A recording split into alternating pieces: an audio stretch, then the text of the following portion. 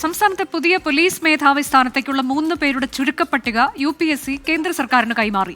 Road സുരക്ഷാ commissioner Nitin Agarwal, കേന്ദ്ര ഡെപ്യൂട്ടേഷനിലുള്ള Ravada Chandrasekhar, fire force മേധാവി യോഗേഷ് ഗുപ്ത എന്നിവരാണ് ചുരുക്കപ്പട്ടികയിലുള്ളത്.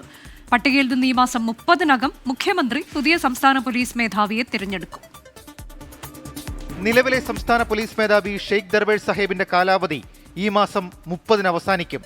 അന്നുതന്നെ സംസ്ഥാനത്തിന്റെ പുതിയ പോലീസ് മേധാവിയെ മുഖ്യമന്ത്രി പ്രഖ്യാപിക്കും.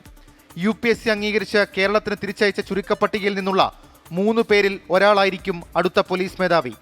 നിലവിൽ റോഡ് സുരക്ഷാ കമ്മീഷണറായ 1989 ബാച്ച് IPSകാരൻ നിതിൻ അഗർവാൾ, 1991 ബാച്ച് അംഗം, കേന്ദ്ര സെക്രട്ടേറിയറ്റിൽ ക്യാബിനറ്റ് പദവിയുടെ ഡെപ്യൂട്ടേഷനിലുള്ള റവാഡ ചന്ദ്രശേഖർ, 1993 ബാച്ചുകാരൻ, സംസ്ഥാന ഫയർഫോഴ്സ് മേധാവി യോഗേഷ് ഗുപ്ത എന്നിവരാണ് പട്ടികയിൽ.